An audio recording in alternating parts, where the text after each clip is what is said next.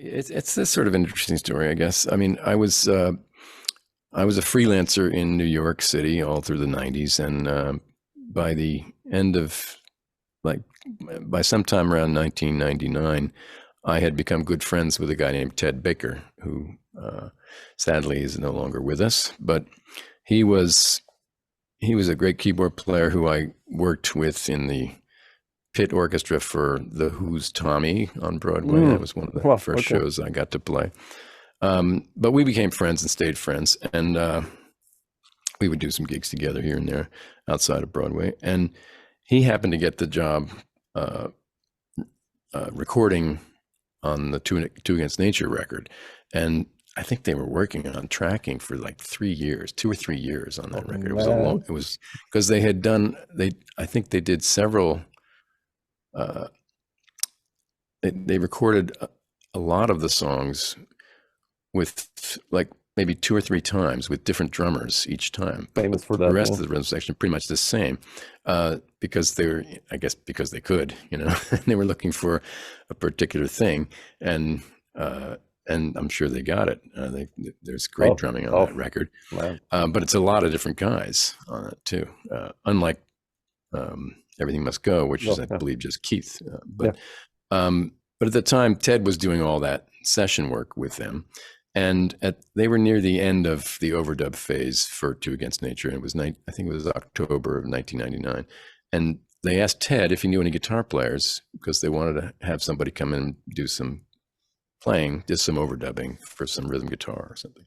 And so he had a record that I had made. It was an instrumental record that was, I think I did it in 1992 for a Japanese label, and he had a copy. He brought it into them, and he told me this story that they put the CD on, they played the first track, That's Pulse and and at the Cadence, time, that one, right?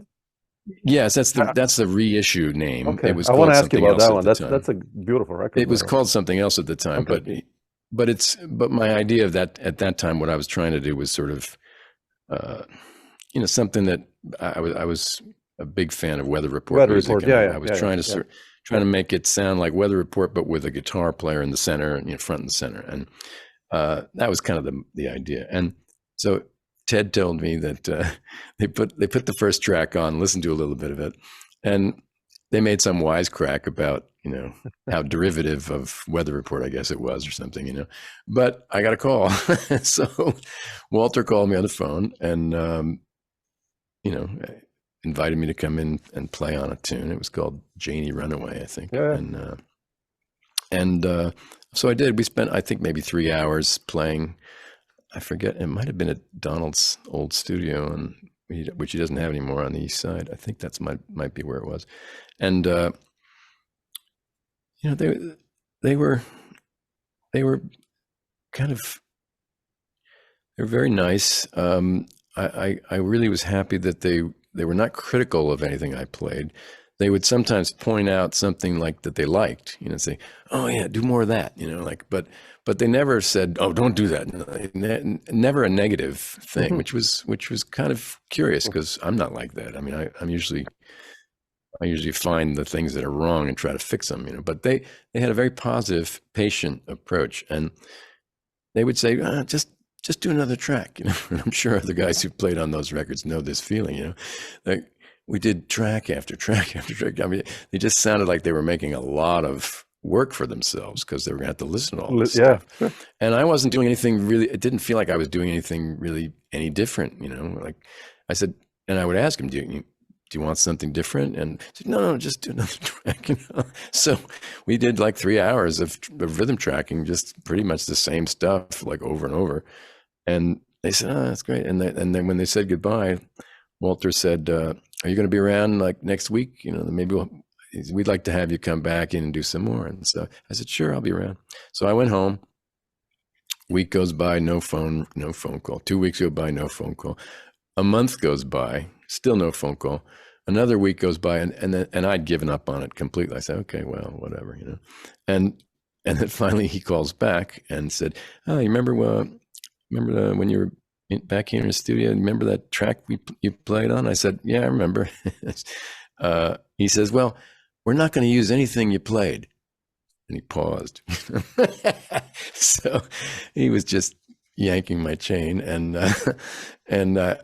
he said, then he says, I said, yeah, okay, well, all right. And then he says, but we'd like you to come back in and play some more. We got a bunch of other songs we want to have you play on. So I did, and I don't know how many more sessions we played, but I think I ended up playing on 4 of the tunes on that Two Against Nature record, but not Janie Runaway. Wow. Okay. That's hilarious. But anyway, somewhere while we were recording those sessions, at some point they popped the question, which was, we're going to do a lot of touring in next year, and would you like to join the band? Yeah. So there wasn't really an audition. They had worked with me, but they hadn't really heard me play much. We might have taped that VH1. Oh no, it was the Making of Asia that we might have taped, because they did hear me play a little bit on that. VH1 was doing this series about the making of classic albums, it was supposed to be a video, and it was a video, and the series was a bunch of videos, but there wasn't a single photographic snapshot of anything on the Asia record. Nothing. Had nothing. So, and nobody had cameras, and nobody was. I mean, it was an amazing record, but there's no documentation, I don't think, about it at all. Oh. So they wanted to recreate it, which is a dumb idea, but they were going to pay handsomely for it. So Donald Walner said sure, and they called Bernard Purdy, and they called Chuck Rainey, and actually keyboard player was like Paul spacing on his last name. I can't remember his last name right now, but keyboard player who had tracked on so many of those Steely Dan records. Paul Griffin, I think his last name. Oh, yeah. Does that sound right? I don't know. Maybe Griffin sounds familiar, but then, yeah, thinking about the trombone player. I think so. Yeah. Sure. I could be wrong. But and that was an amusing day too, because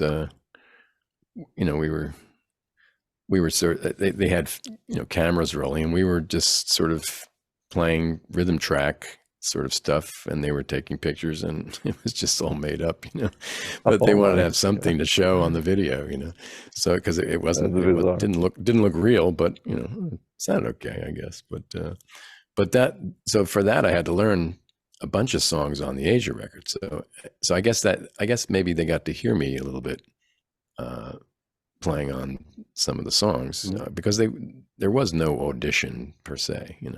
They had worked with me as a session guy, and then but it occurs to me now that they probably had heard me play a little bit in a more musical context when we did that VH1 taping. So maybe that was before they asked me. I'm not sure. I don't remember. Too long ago. Yeah. How were the rehearsals for the first tour? I mean, how did that look like? And the first gig, I mean, do you remember that? Yeah, the first gig was not a live gig. It was a live gig, but it was the PBS special. And I think we rehearsed for, I don't know, it might have been a week and a half or something like that. Oh, okay. So there was a limited number of tunes that we had to do, and we had 2 performance nights that they were going to film and record. And they were going to pick the best of, each song from whichever night. And I think they were able to even edit between them.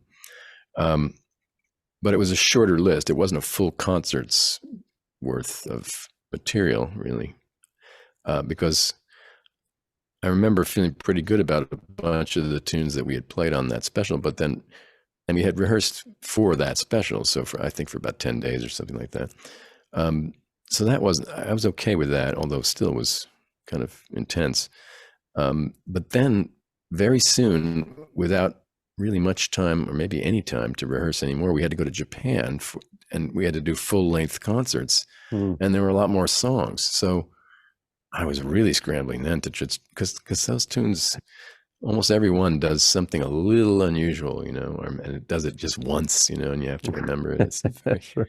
It was a lot of work. It was an intense time, but I got through it somehow. And but I kind of cringe if I ever hear like how I was playing the first year I did it. You know, I think it's gotten a lot better as I've had a chance to do it again and again. So, but Interesting. but you know, I'm Yeah. grateful for it all at this point. Oh man, yeah. I mean, it's been one of my favorite bands ever, you know, and I wanted to ask you about them because, you know, I've read this kind of biography that's out, like, and, you know, these famous stories from the studio and guitar players. And so Oh yeah. it's a tricky one. I must admit, I would be like scared, like, oh shit, man, what's happening? What Well, can you know, I it's funny do? that I mean, you do hear a lot of stories. They were famous for how fussy they were, Yeah. and I mean, I think it's funny. I never found them uh, abnormally fussy. I mean, the thing I think that's unusual about them is that they had the time and the money and the patience to spend a lot of time on one song, you know. And That's when they were incredible. doing work in the 70s, it was sort of a time when, you know, session players were working fast. You know, they were doing jingle sessions and they were like, they had another one booked and say, you know, gotta go. And like they would get it done in 20 minutes and then like off to the next gig, you know.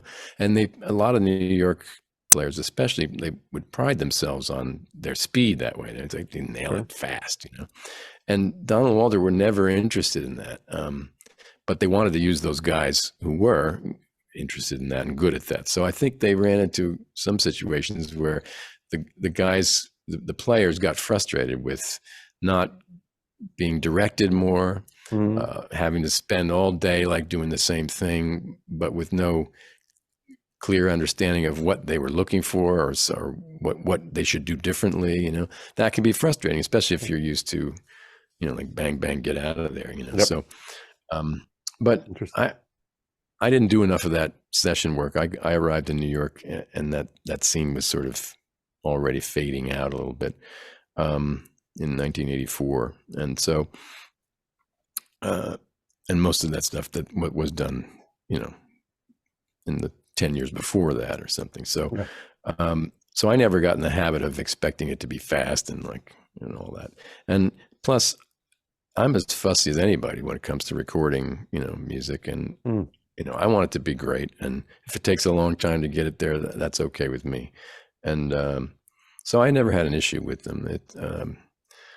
You know, I know you do hear stories, and sometimes I guess it might have been frustrating for some personality types, sure. but for whatever reason, that's never been an issue. I've always Yeah, been yeah. happy to just try to do whatever I could.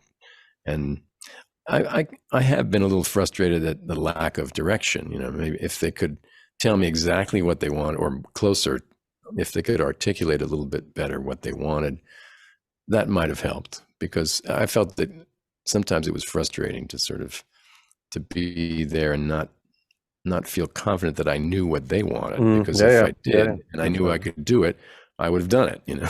but Sure. but I don't think they always. I think that's part of what is great about them. They didn't know what they wanted. They wanted to. They were patient enough to wait for something that would strike them as, oh yeah, that's it. You know, I The mean, X imagine Factor again. waiting for like that Jay Graydon solo on Peg. Yeah, You know, I mean, apparently they exactly. did Yeah. they recorded a lot of guys, and that's a really unusual solo. I mean, it's Hmm. not. I mean, it's not. I mean, I would never have. I never ever have come up with something like that. But somehow Jay did, and you know, it's strikingly odd and weird, but it's kind of classic. I mean, it's Hmm. sort of iconic after all these years, you know. Yeah. But it's unusual. It's pretty like whoa, like it hits you like that. And so they were waiting for something like that, and when they heard it, they said, "Yes, we got Yeah. it now." So That's that was interesting. Yeah. part of their brilliance, you know, not just that they called great guys, Oh but yeah, sure. Yeah, yeah.